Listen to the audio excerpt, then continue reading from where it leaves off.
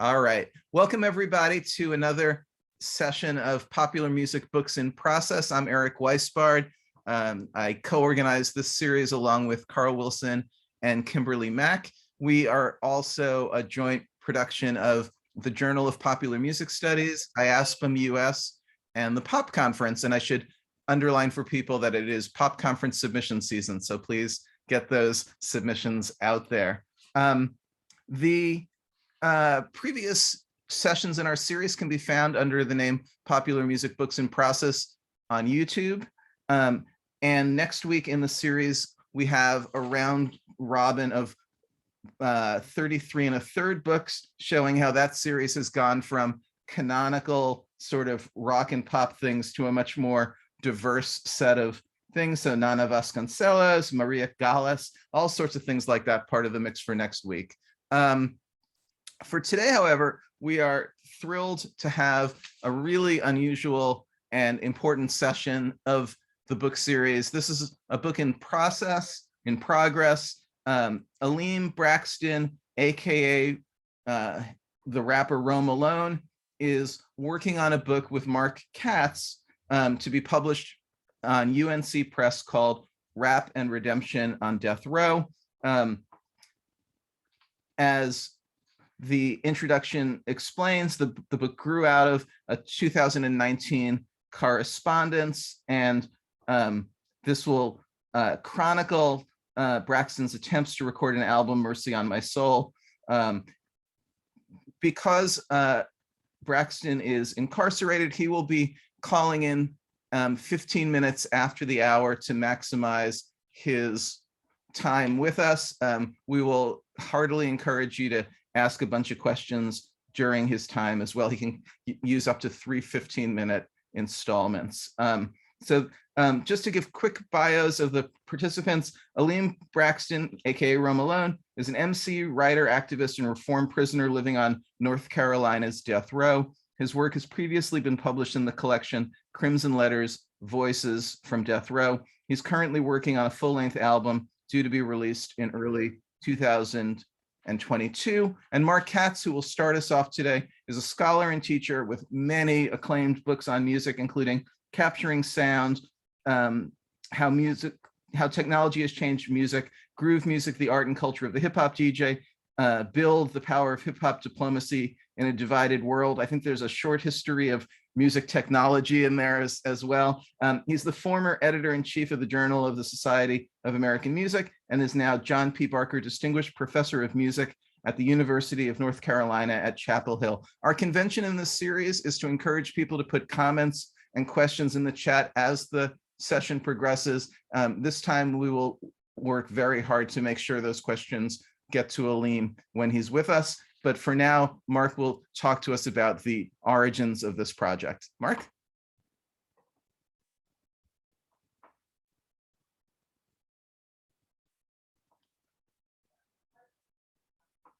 I'm not hearing Mark. What, Mark, are you muted?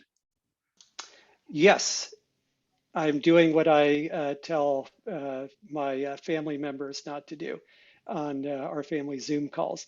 So thank you, Eric, for that kind introduction. Thanks to Carl Wilson and Kim Mack, who are the other organizers of this excellent session, or series, I should say.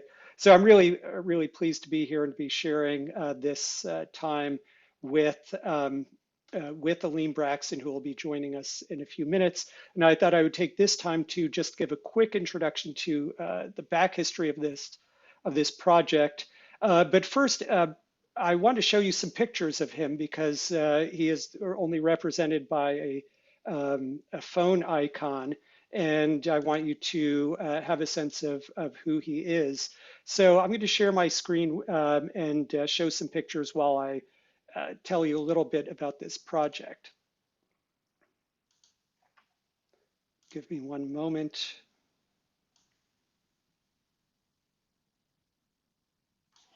Okay, so here are a few pictures of him. He's in, Alim Braxton is in Central Prison in Raleigh, North Carolina. These are undated pictures. They take pictures of people there every maybe every twice a year.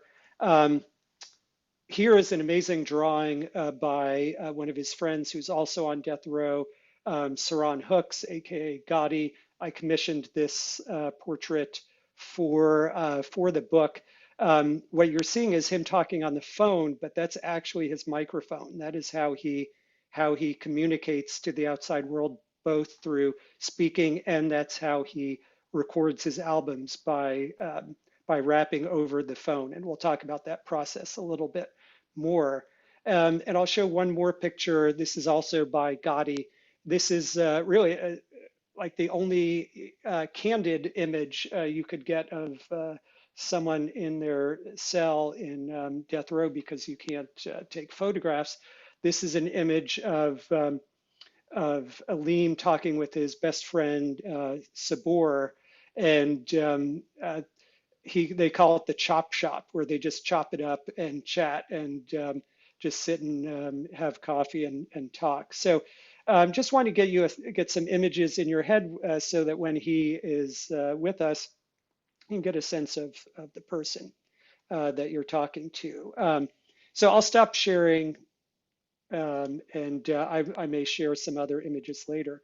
But this book started, where the origins started in August 2019, when Elim wrote me a letter, and he had seen an article in the local newspaper about a hip hop program that I was running at UNC, and he wrote me a letter asking if I might be able to help him find a producer so that he could record his music. And I think he had been writing to a lot of people, and I just happened to be one of them. And I sat on it for a while because I wasn't sure what to do with this letter. But eventually I responded, and I thought, well, I want to know more about him. And he wrote very passionately and beautifully in this letter to me. And I thought, I want to know more about this person. And also, I just think, my own feeling is that self-expression through music is a basic human right, and it shouldn't be something denied to people because they are incarcerated.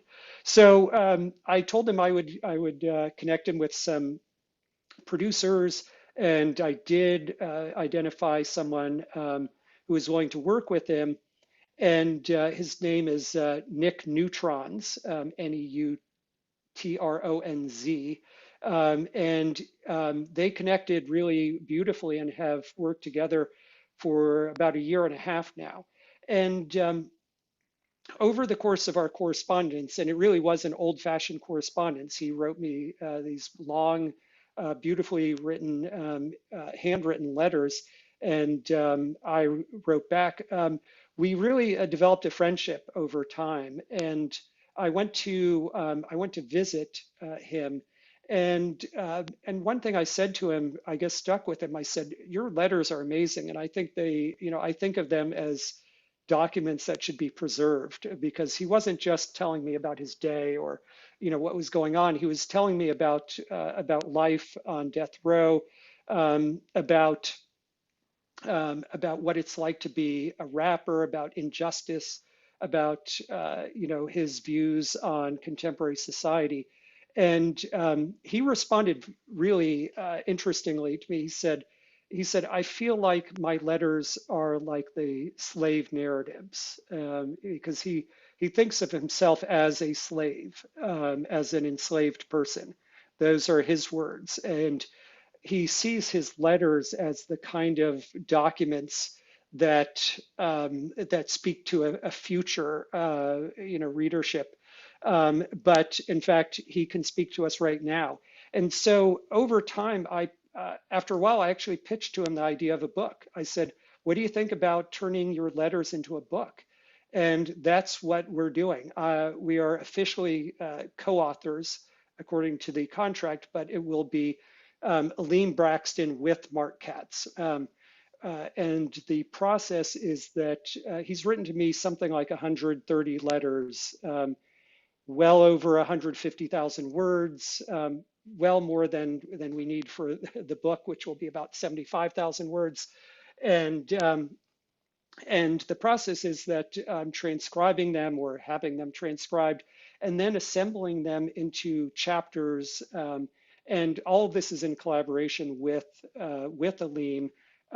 We worked together on the proposal to UNC Press. I send him drafts, but we go back and forth, we talk on the phone. So all the words will be his, but I will be kind of putting them together. And that's how we've decided to do this. But he will have, of course, or I should say, of course, this is something that we decided that he will decide, he will be the final decision on everything. And he trusts me because I've written books before to kind of put this together, but everything will be in his words.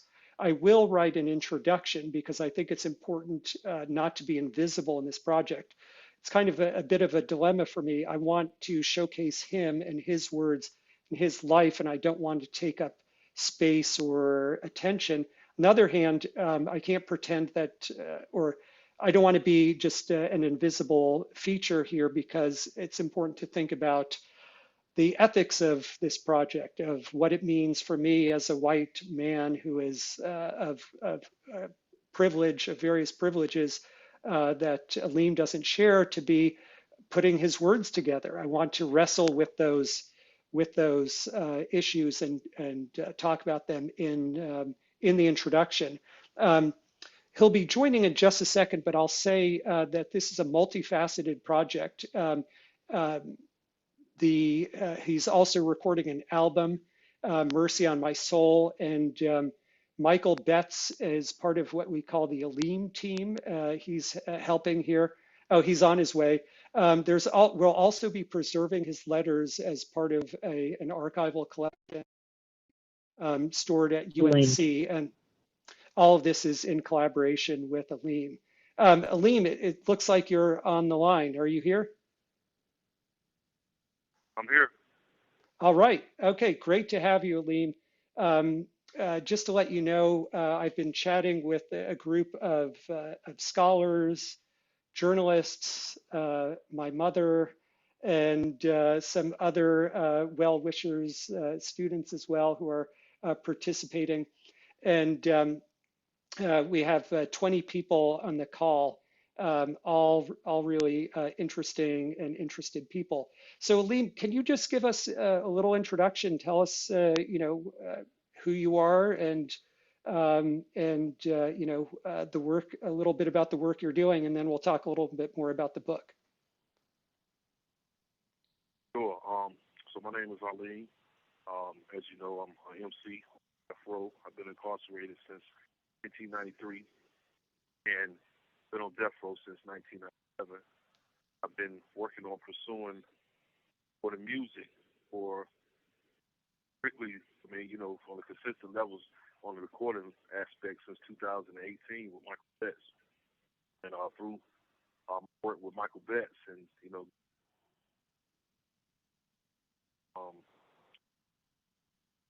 for several songs, and we have an album set to come out next year. And one of the ambitions and motives and goals for my recording is to try to bring some attention to death sentence, and particularly innocent people on death row, and in particular Sabor Tyler. So that's what we've been working on, and the culmination of that process is collaborated on some writing that has evolved into a book. Thanks so much, Alim. Let me just ask, the sound quality, okay, Mike has pointed out the prison phone system has been having issues recently. Low volume has been one of the major issues recently. So usually we can hear a little bit better. Alim, I don't know if you're able to speak up anymore, but okay. I could hear you all right when I turned up the volume. Okay. All right. Well, if it's a bad connection, I could probably just try to hang up and call back if you're still having a problem hearing me. Actually, you sound better. You sound better now. Okay. So yeah, let's keep right. talking. So here's what we're gonna do. I'm gonna ask just a few questions just to get a little bit of the background. And then people are already putting questions in the chat. And Carl Wilson, who is one of the moderators, will will kind of moderate the Q&A. So first of all, I just want to ask, like, why do you want to have this book come out? Now, I realize that I pitched it to you, but what do you see as the purpose of this book? What are you hoping to get out of it? Well, me personally, when I first, and I mean, I'm speaking to Mark, but of course, I know I'm speaking to several other people. So when I say you, I'm talking to you directly, Mark. But in the process of writing the book, is initially I definitely wanted to document the process and preserve the experience of everything that it entailed for music from where I was at. Is that I truly felt like this was something that had not happened before, in the history of death row imprisonment, for one. And so I just wanted to, kind of, journal the process and, put it in writing and share it with somebody so that, everything that I've had to go through could be recorded and, preserved. So from that perspective, is, I definitely want people to, kind of see about the journey. But in addition, it's in the process of me writing to you and, us developing a friendship. And, you've prompted me on several different topics and so many things that have occurred is that, of course, capital punishment and imprisonment is something that, affects my personal life. And, I have many, thoughts and ideas and, that's been shaped by my experiences with the criminal justice system, as well as, some of my encounters with people here and knowing about their cases and, just seeing things, from an up close and personal perspective and, wanting to give voice to some of those experiences from a perspective that I just don't feel that, many people academically or otherwise, journal reporters, have the capability of speaking from, the perspective that I can speak from. So I wanted to, talk about, some of those experiences, from inside, being in prison and being on death row. And, in addition, as I said, I wanted to, bring some attention to, my friend Stacy Sabor Tyler, wanted to bring his case. In addition to that, of course, I don't know how much you may have shared with, the listeners thus far, but, it's one of my ambitions that I want to, try to do something in the context of some form of reparations for the crimes that I've committed. So, I wanted to, use any of the proceeds from my music as well as any of my writings to, in some kind of way, either give back directly to the family members of, the victims of my crimes or the crime victims in general. So that's, that's been something that, I have desired to do for a long time. And, now, having the opportunity to, pursue my passions, particularly music, and then secondary writing, is that that's something that I wanted to use my abilities for. Thanks, Alim. And actually, I hadn't mentioned that, but I think it's very important and a question that might have come up.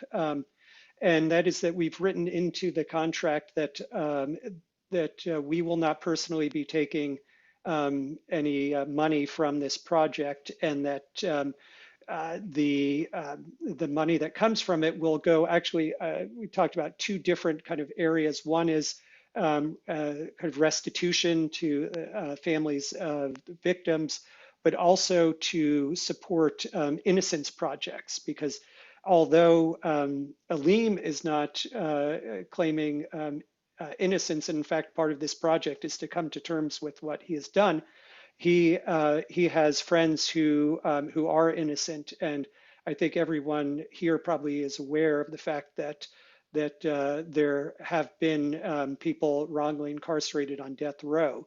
And so part of this is very personal. Your best friend, Sabor, is one of those people. And could you say a little bit about, to the extent that you feel comfortable, kind of the spiritual aspect of this? Because as you have told me and others, that as a Muslim, it is part of your kind of journey to try to save a life, and how that can you talk about your motivation to literally save Sabor's life?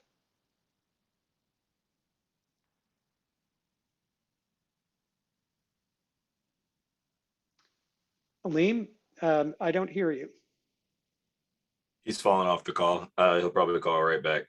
Oh, okay. Unfortunate. Okay, um, so I will let him explain it, but actually now might be a good time to play like 1 minute of the video. There's the first single is called "Live on Death Row," and there's actually a video for it. It's a lyric video, but it's much more than that. And somewhat embarrassingly for me is that I have a role to play in this video. So does Michael Betts. But I'm going to play a little bit of this, and hopefully Elim will be back on soon. It's unfortunately just the vicissitudes of the phone system that he has. Mike, you could tell him we're going to listen to a little bit for a second. So hopefully you can see this video. I'm going to just play a little bit of this. You shout out if you're not hearing or seeing it.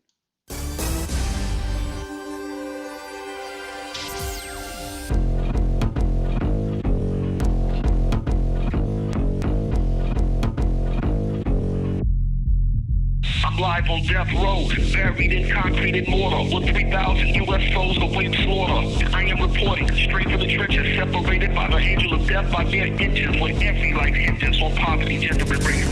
And the PMB attorney defending your case.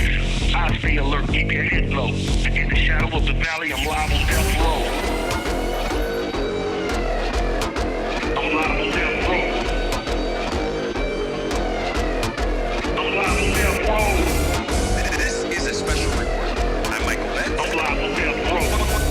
Katz.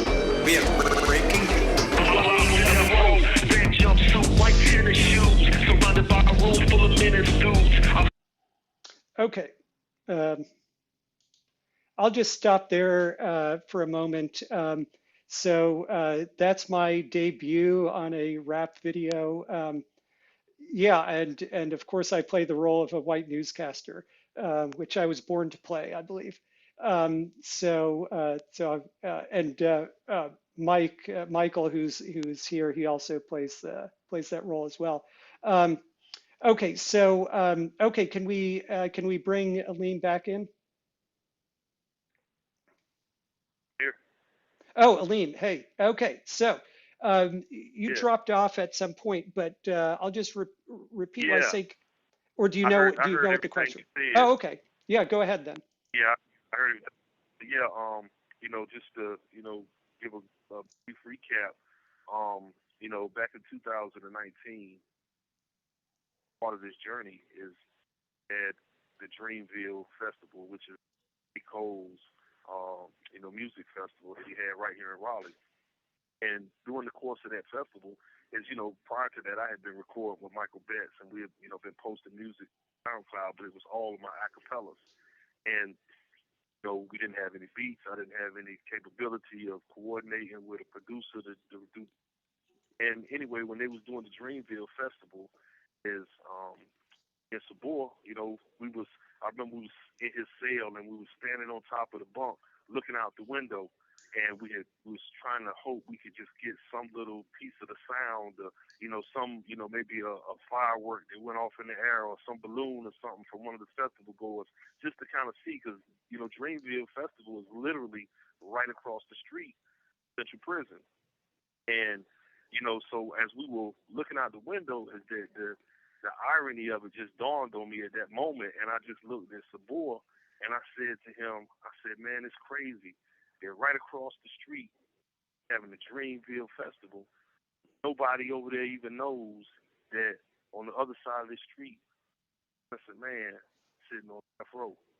And when I said it, is that something just inspired me at that moment, and I said, you know, next time they have Dreamville Festival, they're gonna be saying your name from that stage and my name.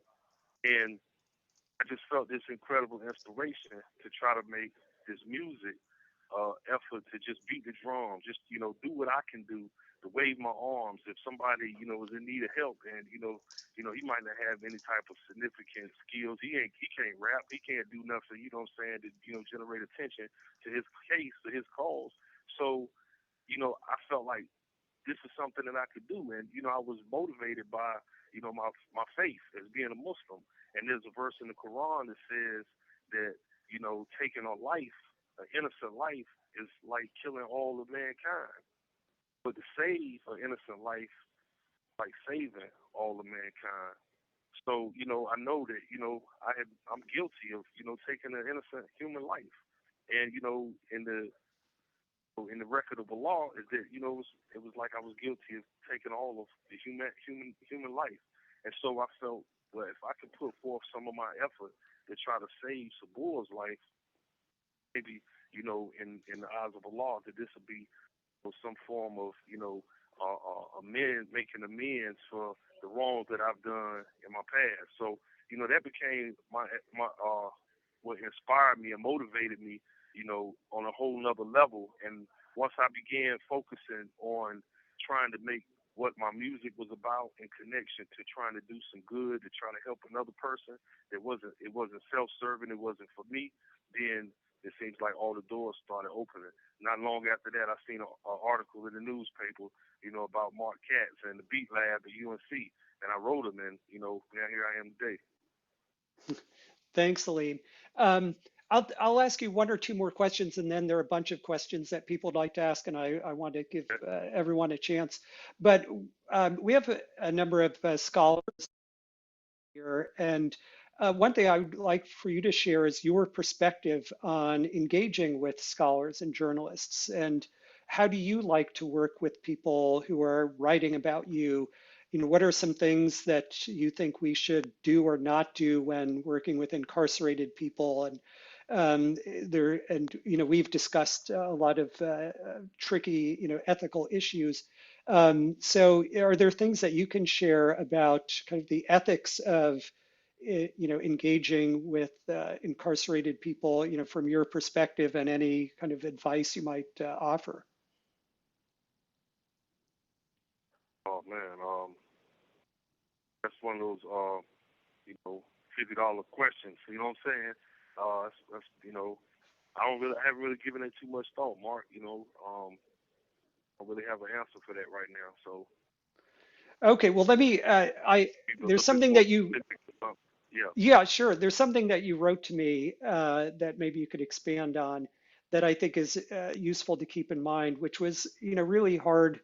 It was a hard letter to read because we're friends, but you said we are not the same, and you have to remember that, and that we live different lives, and that will never change. And I think that's something that's really, I feel that's important for me to think about, given our different positions. But you put it pretty bluntly. You said that you don't have that you just have to eat shit, and you don't have the privilege not to.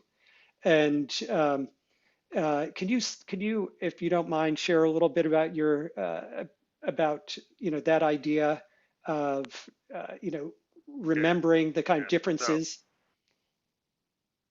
Oh yeah, absolutely. I mean, that's like on a day to day. I mean, as unfortunate as it is, I mean, this is life. This is have to endure, and as specific when writing to you, and I was about that, is that I was talking about things of as far as having the luxury to anybody insults you, or does something that you feel like is beneath your dignity.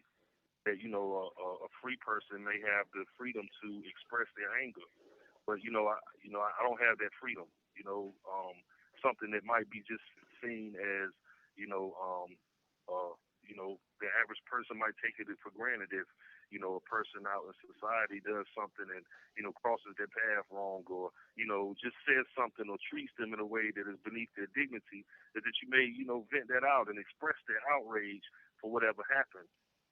I don't have that freedom. If I express my anger because of some indignity that I may suffer in prison, is that I'll be punished for it. That's just how it is, And so there's many things that I have to endure on a day-to-day basis that, it beats me down. It's a part of the humiliating aspect of being in prison. And it is embarrassing, and it is, very shameful because, I feel like this is one of the things of being incarcerated and, not having the freedom to, just express how I feel about things, even in the face of, unfair treatment or, some wrong that may happen, or, because I know is that the power difference is always skewed towards me receiving the lesser end of the deal, is that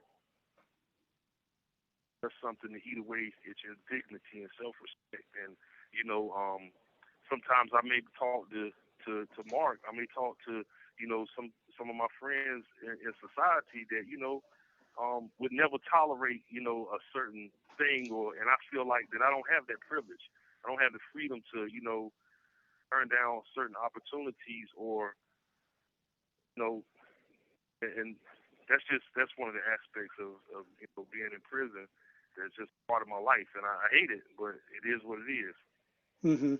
And just to give a little, thank you, to give a little bit of background, I won't go into too much detail, but there was someone who was interested in working with Elim who a group of us who work with him thought was unfair and was exploitative.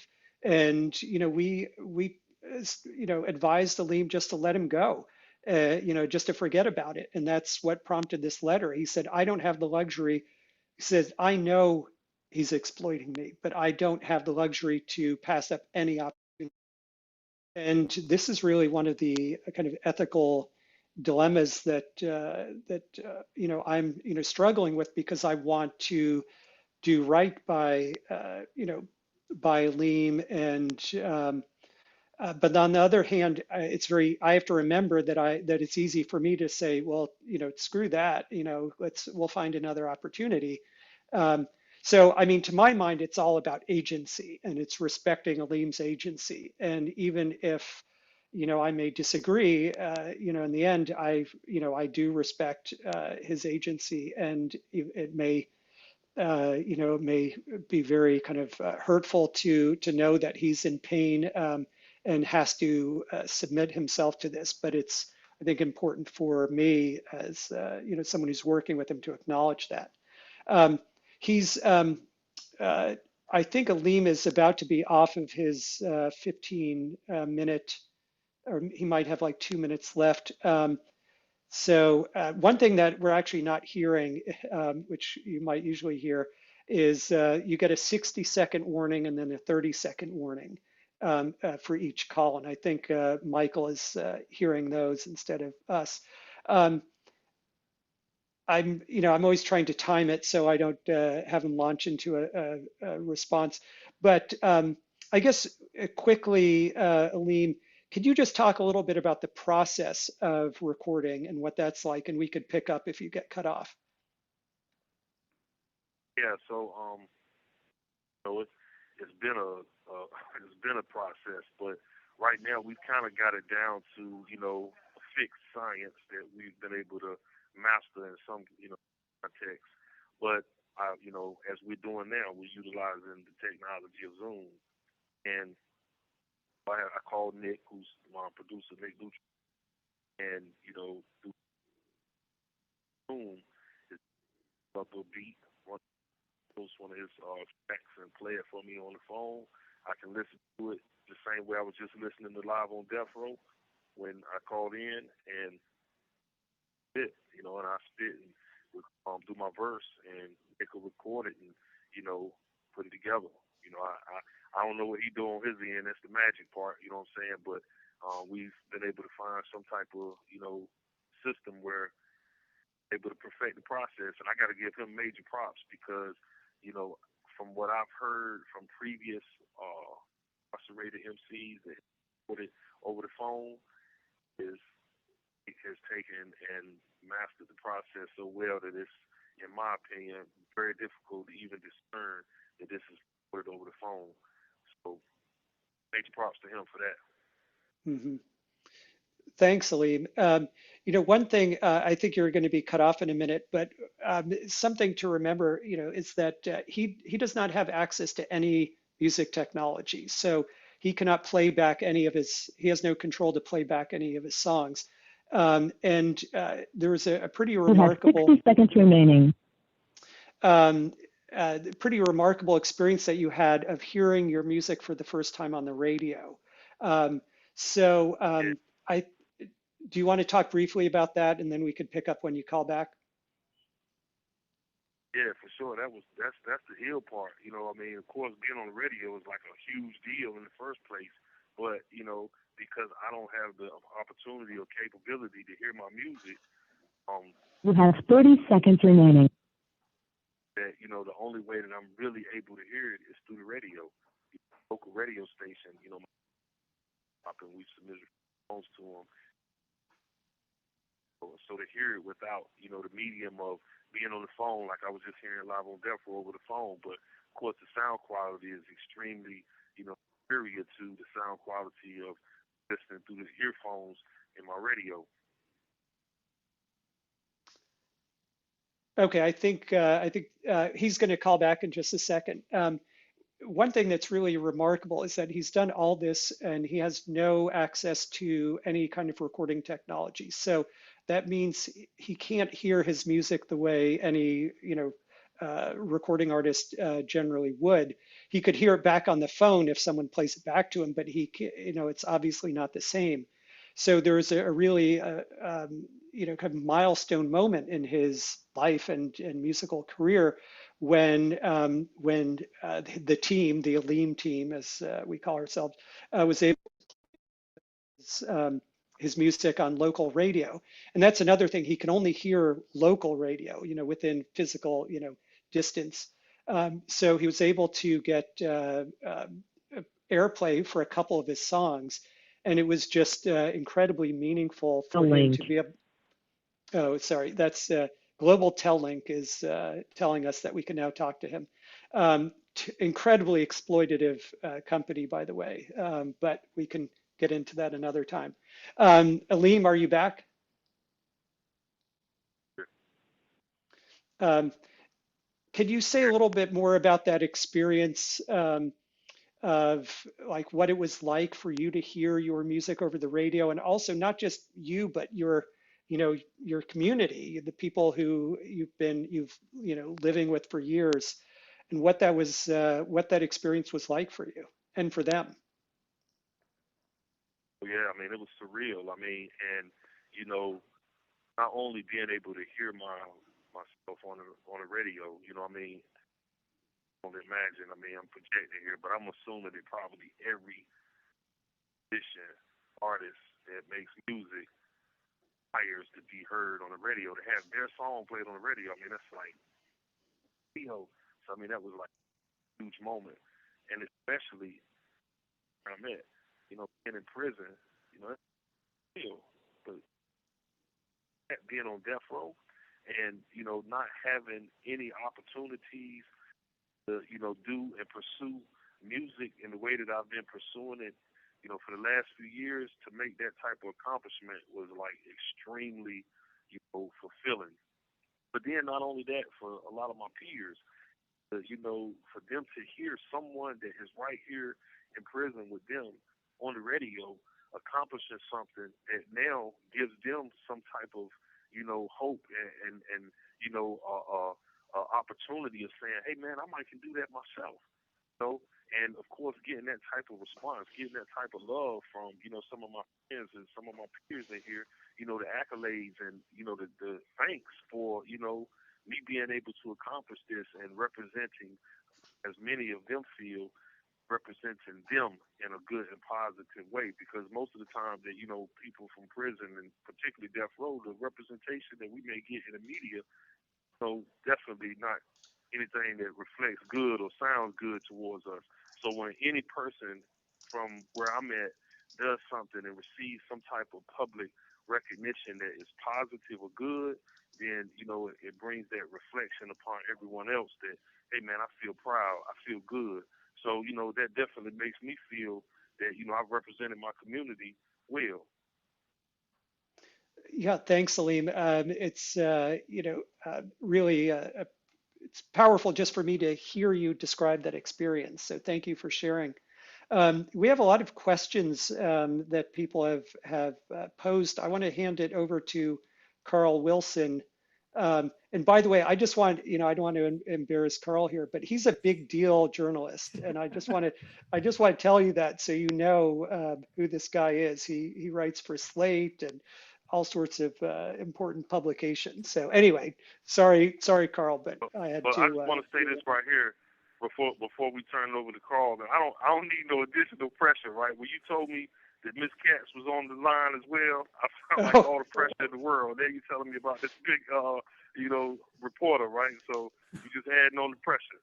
Okay, well, let me just name a whole bunch of other important people too, if you're cool with that, because like everyone here. But anyway, my mom is a fan, so it's cool. So anyway, Carl, please. Don't worry, Alim. Mark was exaggerating generously. So yeah, I'm just going to call on some people from the group to ask their questions. And I hope we'll have a little more time for people who haven't yet asked questions. So please get those in, people. But Kira, you have a few questions, but choose one to start. Good evening, Brother Elim. My name is Kira Gaunt. I'm an African-American woman who teaches hip hop for quite a while now. In fact, I'm teaching a course right now called Gender and Hip Hop. I gotta find my question. Let's see. There was a question. Have you ever heard the old chain gang recordings of early Black men in prison? Brother? No, I haven't. Okay. So I'm gonna I'm gonna shift my question. So there are a set of chain gang songs you probably over the course of your life you may have been exposed to them because they're sampled sometimes in hip hop. These are Black men who were put on chain gangs because they were loitering or because they got caught up again by the prison industrial system. And there's a famous ethnomusicologist who recorded several actually, who recorded many of these songs. And so I'll just shift the question to Mark first. I don't want to ask. I'll ask Mark later. This question is for you. How did you start being a rapper? Who were your influences, and what inspired you to rap? Yeah, so I've been rapping since I was 13. Definitely inspired by, artists like LL Cool J. That was like one of my first inspirations. The Fat Boys right before him. And eventually, it was KRS-One. So I've always been kind of like gravitating towards message-oriented music. When I first started rapping back in 1986, I was, just rapping in the bathroom with a friend of mine when I heard him rap for the first time. And I had no clue before then that, we were allowed to rap. I mean, what I mean that is that I thought only the people that was on the radio could rap. I didn't know I could write my own rap. So when I heard a friend of mine rapping in the bathroom, and I was like, who was that? And he said, that's me. I wrote that. And I just was like, oh, man, wait a minute. This is something new. And so, it was easy. All I had to do was just, learn how to rhyme. And before that, I wanted to be a DJ, but I didn't have any of the, equipment, and it cost too much. I didn't, my mom couldn't afford it. And, I didn't have 2 turntables and a mixer and all of that. So I started rapping, and rapping has been one consistent thing in my life that I loved before I came to prison. And it's something I've always loved and continue to love, and I'm still capable of doing in here. Now, since I've been in here, is that I've kind of honed my skills a lot more, particularly when I was in solitary. I did about 10 years in solitary. Did 7.5 years straight from 96 to 2004. And while I was in solitary, is that, I was in a place where, one, it was extremely difficult, emotionally and psychologically. And so I started, expressing myself in a way that I hadn't expressed before. And a lot of things that, I kept bottled up inside of me is that I used my art, my rapping, as a way to express those things, talk about them, put them in words that, I hadn't shared with other people before. So it became kind of therapeutic for me. And in addition to that is that I also was becoming a lot more politically conscious, a lot more socially conscious, more conscious with my history as well, reading. And as I did that, and I mentioned this, artists, MCs like KRS always been impactful to me. I mean, I probably memorized half his albums. And, so that type of information I wanted to convey in my music as well. And so that's been my inspiration. And, for years, that's what I've done. I've rapped, but I didn't have no audience. Nobody could hear me. And so I just kept all my rhymes just on paper, but I know how they sound in my head. And, eventually I had the opportunity to record. Thank you. Where did you grow up? I missed it if you shared it before. I grew up right here in Raleigh, North Carolina. Okay, cool. Thank you so much. Antonia, there was some overlap with your question in that last bit, but I'm sure you have things you'd like to know. Thank you so much, Alim. Kira asked some of my questions, but I guess because of when you went in, there weren't a lot of Southern rappers. Like, were there Southern rappers you looked up to, or did it matter what region folks were from? Yeah, that's a great question. I never even, like you said, there was no Southern rappers other than if you include, Houston, what I'm saying, Scarface or Ghetto Boys. But it wasn't really until Master P, and I'm thinking that's for the hip hop in general, is that hip hop made, Master P made being from the South, something to be proud of, and definitely that gave me, some type of depth and as far as that, that Southern pride, what I'm saying, even though he might not have been the most lyrical, is that, before that, you from down south, then you slow, you country, you Alabama, et cetera. And everybody wanted to be either a New York style rapper or West Coast rapper, et cetera. So it was really Master P for me that, just kind of expanded those boundaries and made it okay, made it acceptable to be from the South as a rapper. But then, of course, you got rappers like, Outkast that, just stretched the limitations with, some of their lyrical, abilities and, got respect from New York rappers and, rappers from, the West Coast, et cetera, just for their capabilities. And then, of course, like T.I., et cetera. And so, I had already had that type of same lyrical influence, wanting to, kind of mimic rappers like Nas, et cetera, and to see rappers from the South get that same type of props, that definitely motivated me a lot.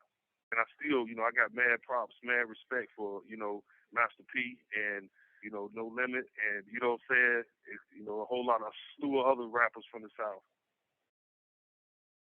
Thank you so much. Gus, I think we have you up next.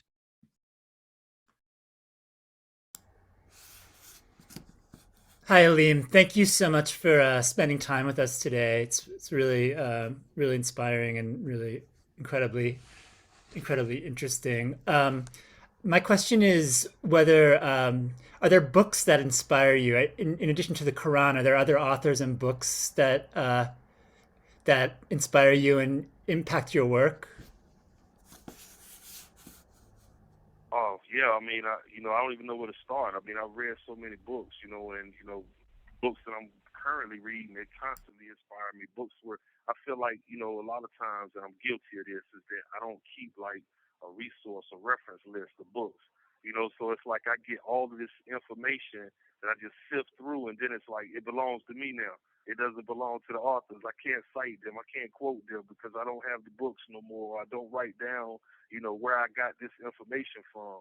But, and the majority of my music and my writing is that it has to be, some type of, connection to the authors that, I can't even recount, who have influenced my opinions, my views, my ideas, and, my way of thinking to this day. So yeah, I mean, I can't even tell you where to start.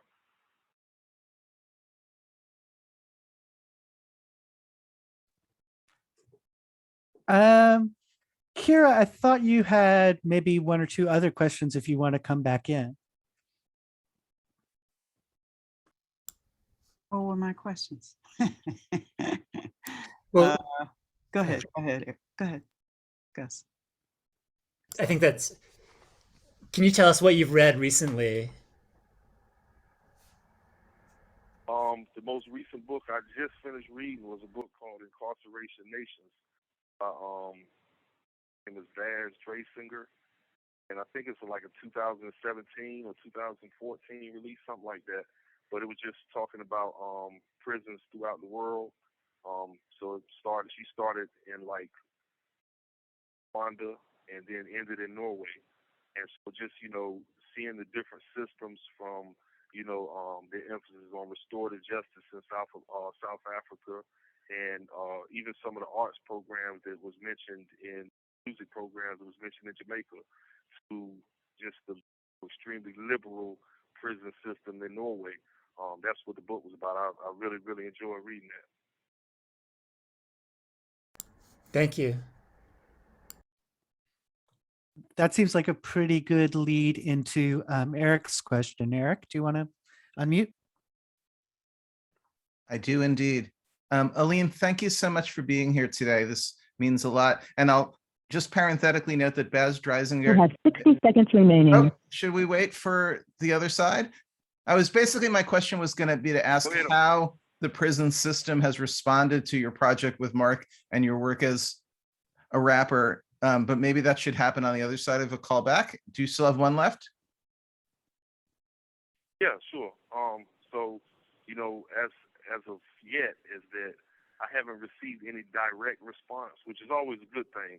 Usually we only get responses when it's bad. You have 30 seconds remaining. So, I just, from my experiences, that I just know is that I'm not engaged for things that are done, unless it's a bad thing. So I know that they're aware of it. We had some media coverage, even on the news. But like I said, I haven't been directly contacted or engaged with about the project. Okay. So that's what we'll have to see how that plays out.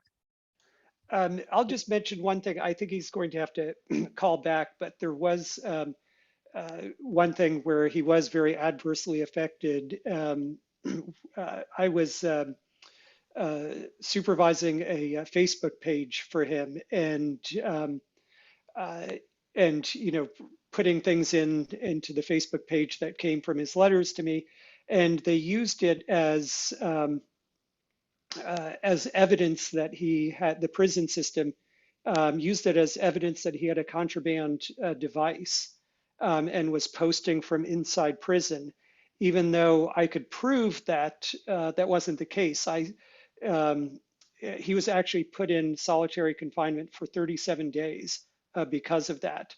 And we did everything we could to try to get him out. We talked to lawyers. We wrote to the superintendent, to the warden. I shared screenshots that said posted by Mark Katz.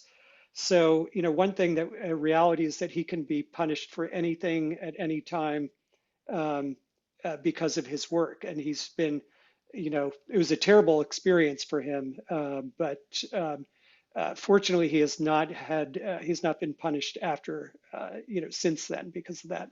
Elim, I was just talking about your 37 days in the hole. You even wrote a song about that. I don't know if you want to talk about that, or maybe we go to another question. But I was mentioning that as part of the response of the one negative response.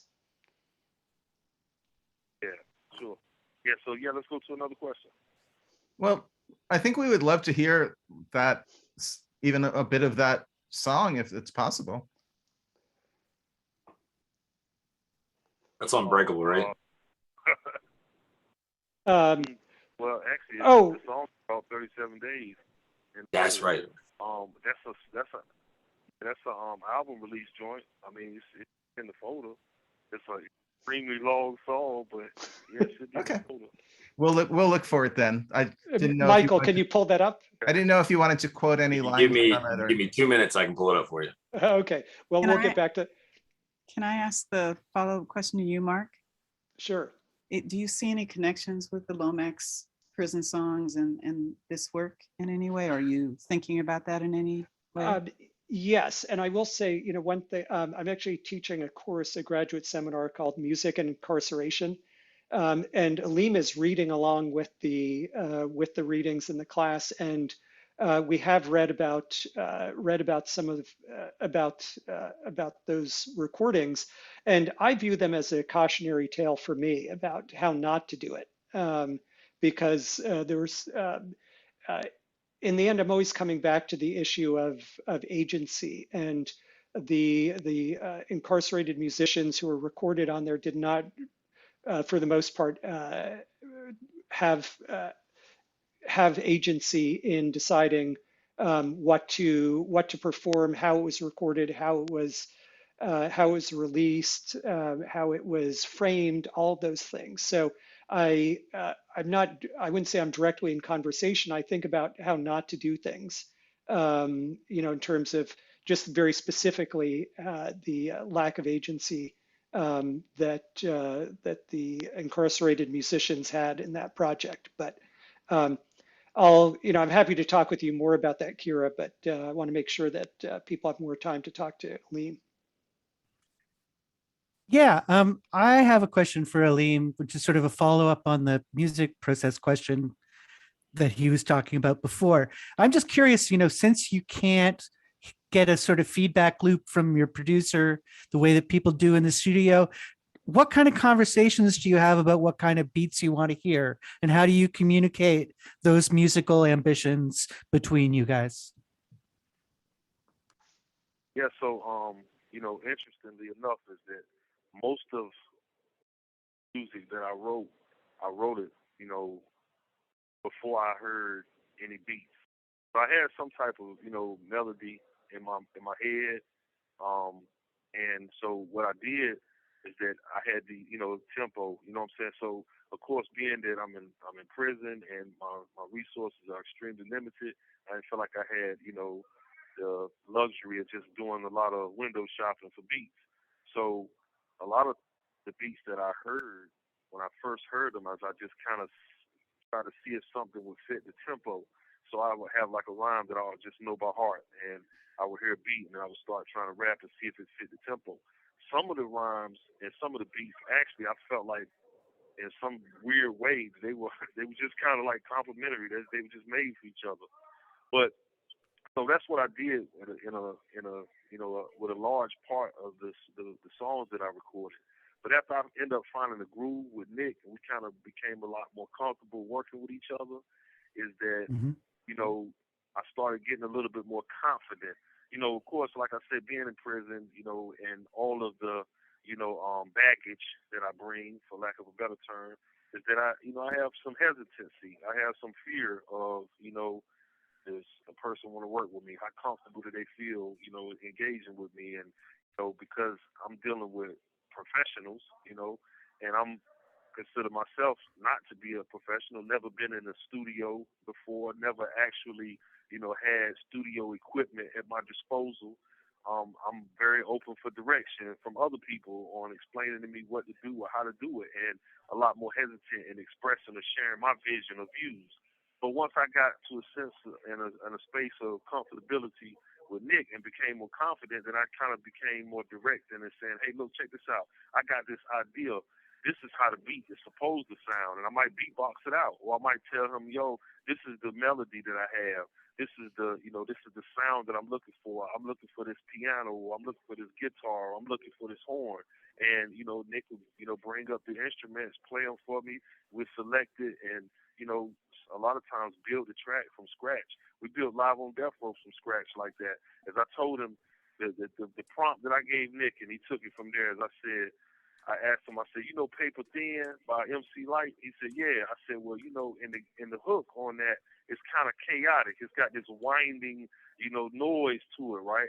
I said, that's what I want the hook to sound like for Live on Death Row. I want some chaotic, and he just took a siren or something and just like went bananas with it. So, and that's kind of how we work now. Awesome. Thank you. Antonia, I think you had another question. Sure. I was wondering about how do you think about your music and relationships to Tupac's music? I don't know if Tupac ever wrote while he was in prison, but I think about him bringing the point of view of people incarcerated in hip hop in a really powerful way. Have you thought about your relationship to Tupac's music? Okay, you said Tupac, right? Yep, Tupac. Okay, yeah. So, I wasn't like a huge fan of Tupac when he was alive, unfortunately. I mean, I like Dear Mama, etc., but I didn't really get to hear a lot of his music, so I didn't have the exposure to it. But after Tupac died and got killed, is that actually when I was in Caledonia prison back in 1996, I think that's when he got killed, that a friend of mine had got all of his lyrics from all of his albums, and I was able to read Tupac's lyrics. And I mean, I truly feel like that I channel a lot of Tupac. I mean, in my head, when I rap, is that I got so many influences is that they just kind of flow through me. Listener might not be able to discern that, but to me, there's definitely songs where I feel like I'm channeling Tupac on this song. My flow, the way that I'm trying to express myself, I look at Tupac as being like one of the great emotional rappers that he make you feel him. You know what I'm saying? Whereas like, another rapper might be more intellectual or more lyrical. But with Tupac is that he makes you feel him. And so there's definitely songs that I try to channel Tupac because I want you to feel me. I want you to feel what I'm saying, not intellectualize what I'm saying or, listen to what I'm saying, but I want you to feel what I'm saying. So, Tupac is definitely one of my influences. Thank you so much. Eric, did you have another question you wanted to ask about elements of the book? It was more open-ended for Mark and Alim. Just were there other aspects of the book project that we haven't talked about today that are worth us knowing about as you can have developed this from the letters? Well, let me prompt Elim with one thing that he wrote to me. Elim, I remember a really beautiful letter you sent to me and said that people don't really understand or don't talk about love when it comes to the experience of being incarcerated. And you talked at length about your family.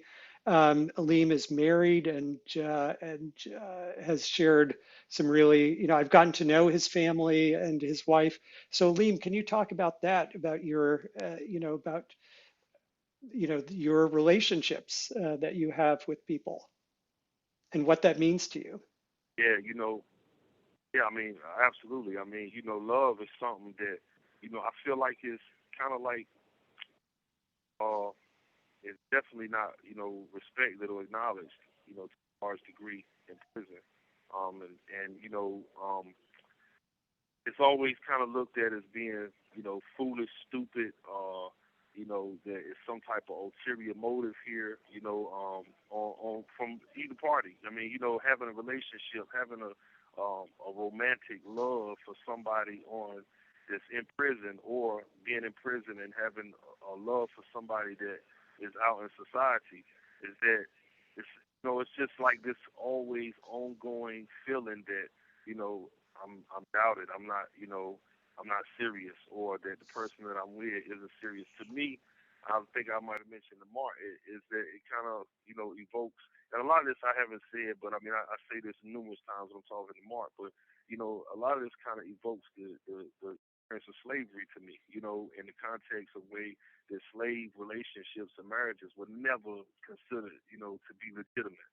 They were never, honored or respected or, even considered valid, as if the slave didn't have the capability of loving in the way that the slave owner, would love his wife, or free people would love.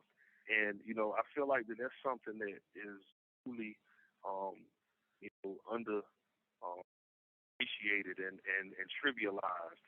But that's something that, you know, as human beings, is people that, you know, I experience, and there are numerous people that are in prison that experience that. And, you know, I wanted to talk about that. That's something that I told Martin specifically.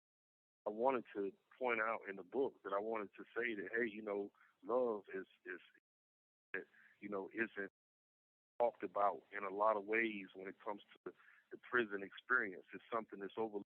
And so I feel like it's important to address that. Yeah, thanks, Alim. And you know, we've gotten to know Jeannie well, and you know, it's you know, just you know, it's clear to me, you know, it's just so obvious, you know, what you know, the level of devotion is there. So that really opened my, I have to say that opened my mind too, because I have to admit that I probably fell into some of the same thinking that Alim says, you know, pointed out. Mark, I don't have any more Alim questions in the chat yet. So if there's anything else you want to prompt him to talk about that you think we should hear, please do that. Yeah, Alim, can you tell, just to say a little bit more about your process? Because we have a lot of, you know, people who write about music, and you know, we've you know, I've asked you this in class and elsewhere, but you know, there's always the question for people: do you start with a beat? Do you start with rhymes? How do you get from you know, A to Z? And you gave and actually this could be an example, because we haven't heard you rhyme at all. So if you want to kind of vocalize a little bit for us, and because you've explained that process really interestingly, how you'll come up with a kind of a nonsense, or what you would call nonsense words to get the flow going. So can you tell us a little bit more about that? Sure. And I got like a minute and a half left, and I'm gonna have to wrap up. So I'm gonna try to make it as quickly as possible. Yeah, you know, with me, it's all internal. Is that I get some type of feeling of a rhythm, a melody. That's usually what I flow to. I didn't even know it before, but you know, just throughout the process, when I talk to Dick, for instance, is that I learned that I flow more to the melody than I do to the beat. So with me, it starts with a melody, and then I'll just kind of like have some sounds within me that become words. So, you know, for instance, I might just like hum out something with You have 60 seconds remaining. you might, as Mark just mentioned, might say it's some nonsense. I might call it nonsense. I might just be like, and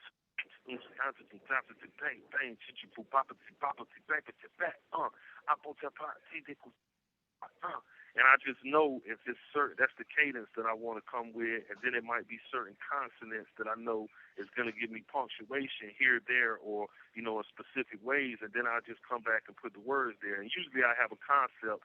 You have 30 seconds remaining. I usually have a concept about what I want to write about before I even start writing, and then I just flow from there. But it was good talking to you. I'm gonna have to wrap it up because some other people need to go home. But thanks for you know, inviting me to this talk. Yeah, Thanks, Elim, yeah, on behalf of all the organizers and everybody who was here, thank you so much for sharing your time with us today. Thanks, Alim. And if people want to unmute and shout him out for a second. Thank you. Alim. Peace and blessings. Thank Thanks, you. Alim. Okay, so yeah, I really want to maximize the amount of time you had to talk to him. I don't know if we have more time. I think there may be a few people who have direct questions for you that we can move on to, that we were kind of skipping over to make sure we used Alim's time properly. Sure. I think Kira had a couple of formatting questions that you were talking about the afterword idea, Kira, and I thought that was maybe something. Yeah. Yeah, I'm on a trip on this children's book that I did not know Langston Hughes wrote. And it's called The Sweet and Sour Animal Book. Highbrow children's rhymes. But the book was reissued, I think in, I can't remember the date, maybe 2014. And Ben Green did a intro about finding the book and wanting to republish it. But there's an extensive afterwards by a guy named Pennington, which is a huge, it's like I'd say it's 2,000 words of biography, and it moved me to tears. And so I think there's a case for putting the contextual stuff after Brother Elim's letters, but with some kind of light framing at the beginning. Thanks. That's something that I'm kind of wrestling with, about, you know, how much of me is in here, and I'd be happy for feedback. But in terms of the proposal, you know, we had readers, of course, and they pushed me to be in there more, to be in the book more than I had proposed. I had proposed a kind of a short introduction. I could also see it as an afterword. You know, I'm of two minds. I mean, one is that this is his story, and I want his story to be front and center. That's what's important here. On the other hand, as a scholar who cares about process and you know, ethical, you know, the ethics of this kind of work, I do think it's important to show my work and show who I am and what I'm doing here. You know, we did get feedback that it was that some people thought maybe I should have chapters, small chapters where I would write. I have to say, I think that would sell fewer books, and I'm not being self-deprecating, but, you know, I think a full narrative from him is just going to sell more books than one that has, you know, scholarly interventions in the middle. And we care about selling books. I mean, and it's not about making money, though the money will serve good, you know, good purposes. It's about getting his story out there. And, you know, as some editors have told me before, you know, every footnote, you know, eliminates like 50 readers or whatever. I don't know how they think of it, but so, you know, how scholarly should the book be? You know, what is responsible, what is not? So I don't know if anyone wants to weigh in on that. It's something that you know, I haven't figured out quite yet. Anyone who wants to on you. Kathy, did you want to ask that question about the label? Oh, sure. Yeah, I'm sorry. I had to miss the very beginning, so I apologize if I missed you talking about it. But did you say that there was a label that your team was working with? Yes, I think before you came, Michael put it in the chat. Can you put that? Can you put the link in again? It's called New Revolution. Thank you. And it's run by an MC, wordsmith, who's part of the team now. But I think Jen had a hand up. I don't know if you want to jump in. Yeah, sorry, I missed that. Go ahead. No, because I did it very quickly and I was in the middle of typing it, so it's half articulated in the chat. First of all, Mark, thank you so much for the work and for sharing the work with us. I find this to be incredibly generative, exciting, humbling, invigorating. I'm just grateful for this. So my question was about to what extent you all have been influenced by other creative products that have been authored by incarcerated people. Of course, I'm thinking of, you know, sort of their famous memoirs and autobiographies by incarcerated people, but of course, there's a ton of other creative product as well. And I'm wondering to what extent that's a frame of reference for either of you. And if so, how? What are the models there that you're replicating or avoiding? That is part of the process. And, you know, when you write a proposal, you're always asked to, you know, say what comparables there are. And, you know, I did my due diligence and looked up as many, you know, hip hop, you know, stories from, you know, from prisons. And I bought some of these books and sent them to Elim to think about. So I have some of them behind me. I have to kind of reach back, but you know, one was Lil Wayne's Riker's, you know, diary, which I'd say Elim was not impressed with. Also, I think it's just not really a model because people read that because they know him, and you know, this is a different, you know, it's really a different approach. I'm really forgetting some other names. I mean, I had a stack of them, and they are literally behind me. But we are looking at these and thinking about, what works well, what doesn't. We're also looking. There's also the podcast out of San Quentin. I'm just forgetting the name, but they just published a book out. So that's part of the process right now, I would say. I have an ear hustle is right. Thank you, Carl. And then also there are some really important just prison memoirs that don't have anything to do with music that I'm starting to read. So that is part of our work, or I should say, it's as much mine as it is his, because I'm in our discussion, he wants me to handle the structure, the flow. Excuse me, all of it is subject to his approval or not, but I do need to start somewhere, and I just have both experience but just access. I mean, he has no access to the internet or to typewriters or computers. Kira asked an interesting question about adding graphic novel or graphics. I hadn't, but that's a great idea. But I am definitely commissioning more work from Gotti, and I've paid him to do portraits of Elim, and kind of images of life in prison, and he sent me a few. So I'm going to continue to pursue that because he's very talented. He's actually he drew the cover of a book on capital punishment. So he's been published before. But yeah, that's a really interesting idea, and I'm looking at Kira's model.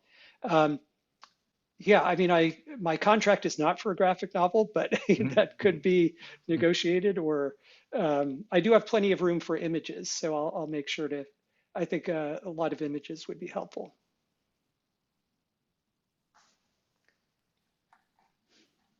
So, go ahead. Ask a follow-up if that's okay. Go ahead. Yeah.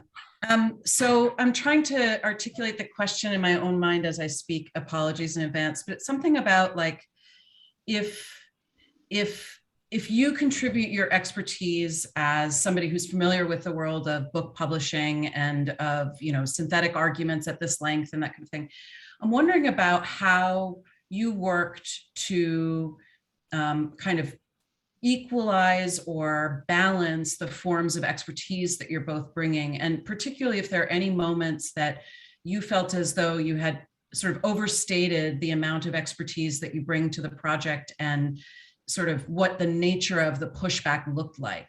I'm wondering if you can bring us into a particular example where the various forms of expertise interacted and how you navigated that moment. Well, I'll say I try to err on the side of humility and not overstating my expertise. And it actually does annoy him sometimes when I do that, because I ask, there's the principle of informed consent, and my principle is continuous informed consent, and that annoys him because I'm always asking him, can I use this? Can I do this? He's like, I don't know why he called me Mark. He always calls me Katz, but he'll say, Katz, I told you could use my letters. And I said, but I want to show this letter. I didn't ask you about whether I could show this letter to this group. And he's like, I told you, I trust you, it's cool. So it's really kind of the opposite. And I'm not trying to say that in any kind of self-deprecating way, but that has been, I actually feel very much out of my depth in many ways. He is the one who's telling me that I have expertise, because there's so much I don't know. I know nothing. I mean, of course, I know a lot more than I used to, but I don't know what his life is like. I've read, I've been reading to educate myself on the carceral system in the US. I'm constantly reading, but I don't have that lived experience. And so, I see in my mind, the power, the balance of power is like, I defer to him. And I have to be careful about that, because I don't want to in some, insincere way, because no matter what, I have status and power. But I also have found where I have absolutely no power, and that is with the prison. They didn't care who I was, that I'm a professor, that I wrote on, letterhead. They didn't even answer me. And so, yeah, Mike said he really hates it, but I feel like even at the expense of annoying him, it's better to ask him, because actually some things have changed. There's one thing that I can't give very specific about because he just changed his mind, but there was something that he did that in everyone's mind here would be unproblematic and ethical, but he could get in trouble for, serious trouble for in prison. And at first he said, I want to talk about this. And he has a long section in his letters. He's written me pages and pages about this. And I kept asking him, are you sure? Because, couldn't this get you in trouble? He said, I don't care. What more can they do to me? And then he changed his mind. And he said, you know what? I don't actually want to talk about that. So Michael is, we came up with this when, doing interviews, because we've done interviews on the news, and he said, don't talk about that. And so that's kind of my approach. But I will say the one thing where he kind of called me out in a very gentle way was when I pushed him to exit what I thought was a toxic working relationship, someone who had asked to work with him and then was very much exploitative. And I said, look, this guy isn't any good. I'll look for other opportunities. And that's when he wrote me that letter. And he said, I mean, the way he said, it's like, I have to eat shit every day, and that's my life. And you don't understand that. And I just had to accept that. So it was about the limits, not that I was overstepping. It was just that I just don't understand. And that's where I think that comes into play. I just want to let people know, Mark and I went to grad school together. And in my mind, I say that I introduced him to hip hop. So 25 years ago. I wonder if I could mirror or reflect what I sense the discomfort is about. And maybe it's also related to why I asked the question about Alim Lomax and his recordings. And that is, I often hear white scholars gingerly tiptoe around power issues, particularly in the last few years, because they don't want to offend, and they don't, but there's like a pendulum to me about somewhere in the middle. The analogy that comes to my mind is that you may not eat pork, but when you go to do research with people who use pork, and this has been a amount of money they pay to give you this special thing when you came, you eat pork. So when he says, I hate it, there's it's not even about what you do about it. It's, I don't know, being reflective of that anxiety feels like a piece of the white supremacy for me. It feels like if you're always pointing to it, I know what the analogy is. I met my father when I was 40, and I would always bring up that he was missing. Just inadvertently, I'd bring up, since you weren't here, and someone who had met her son after 40 years was like, you keep rubbing his nose in it. And so you keep pointing to, in fact, Claude Steele would call this stereotype threat. You keep pointing to the power dynamic, and it can have the effect of never letting your guard down for the other person. And so I just want to offer that. I don't know if that resonates or is helpful. It is. Thank you, Kira. And I owe a lot to Kira. So let me just say thank you, Kira, for also introducing me to ethnomusicology. I would say first textbook too. He bought a textbook from me. Yeah, my very first encounter was where Where I he buy exchanged money. Yeah, where I bought textbooks, used textbooks from Kira. So I think it actually goes both, like the pendulum goes both ways with him. Sometimes I forget about the power and difference and he reminds me. Sometimes I bring it up too much and he reminds me. So I'm always trying to, and I don't think I operate gingerly with him, because we now can, we joke about things, because we discovered that I get letters from him more quickly than other people. And so we joke that's because I'm white, and that's my white privilege, that the mail gets to me quicker than to, Black folks that he writes to. So, we joke about that. I mean, it's joking in the sense that I'm not sure that's actually why I get it faster, but it's also serious in that, there are lots of things that white male privilege. Thank you. Yes. And, right. Okay. So Michael lives closer to Elim and is Black and gets the mail later. So it's pretty much true that I enjoy white MAIL privilege. But anyway, so we talk about that. It's open. And I think I just, my feelings, I have to be constantly kind of self-aware of where I'm, where I might be, rubbing things, and Kira, I appreciate what you say about reminding him of that. So actually, I will say I don't ask him every single time. I do just go ahead. And the only reason I brought it up is, and how I think that audiences would appreciate reading about that dance, that bull in a china shop doing a dance. Ooh, Yeah.